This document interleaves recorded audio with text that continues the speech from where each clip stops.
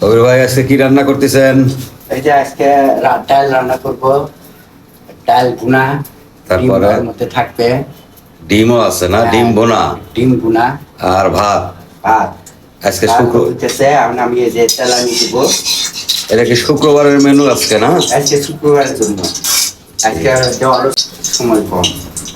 ডাউলের সব জিনিস দিয়ে দিচ্ছেন? হ্যাঁ, তার আগে আমি দেবো জিরা। এই জিরা দিলাম এক তিন আঙ্গুলের 1 চিমটি। ঠিক আছে ঠিক আছে। আর কি দিবেন?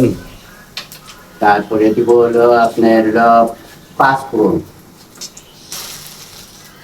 3 আঙ্গুলের 1 চিমটি। ঠিক আছে। তারপরে হাফ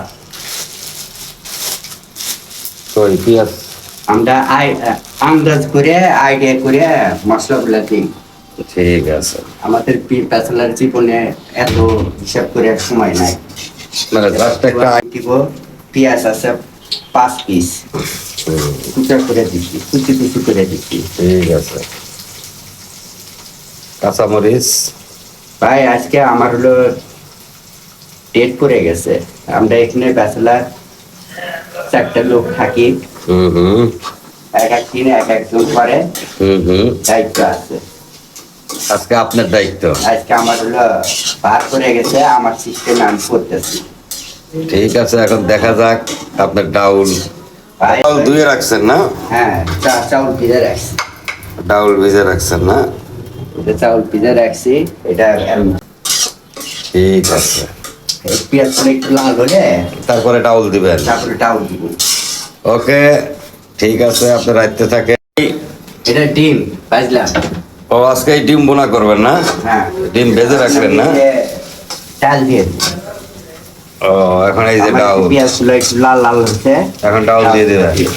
ডাউল দিয়ে এটাকে কি তারপরে মশলা দিব। এখন কি নাড়াচাড়া করার পর লাস্টে মশলা দিবেন না? হ্যাঁ, এই যে আপনি একটু মিশিয়ে নিবেন।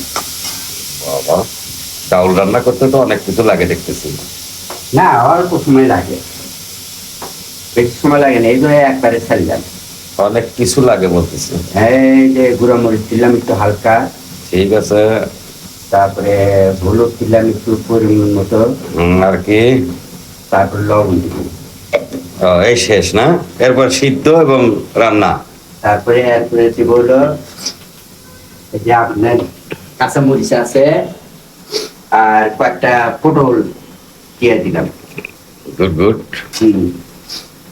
নতুন সিস্টেমে পটল। এটার নাম হলো পটল ডাউল। পটল ডাউল। এই যে আমাদের আজকে কবির ভাইয়ের একটা নতুন রেসিপি হচ্ছে পটল ডাউল। পটল ডাউল আপনারা কেউ জীবনে রান্না করছেন কিনা জানি না, তবে কবির ভাইয়ের আজকে আমাদের পটল ডাউল। তারপরে একটু লবণ দিব। দেখা যাক কবির ভাইয়ের পটল ডাউল। লবণ দিলাম। পটল ডাউল খাইতে কেমন লাগবে সেটা খাওয়ার সময় বোঝা যাবে। বোঝা যাবে। এটা আমারও নতুন প্রথম খাওয়া। ঠিক আছে, নতুন রেসিপি না পটল ডাউল? পটল ডাউল তাই গেছে। একদম মাংসের মতো দেখা যাচ্ছে। হ্যাঁ, মাংস পেলে এতে সেই টেস্ট হবে। মাংস হলো মাংস স্বাদ এত তো। তারপরে একটু পানি দিয়ে দিলাম, হালকা একটু পানি দিয়ে হালকা একটু এটা পটল ডাউল কষা। কষা। পটল ডাউল কষা। আরে বাপরে, কবির ভাই পটল ডাউল কষা। এটা বাংলাদেশের এই প্রথম একটা রেসিপি আমাদের কবির ভাইয়ের পটল ডাউল কষা।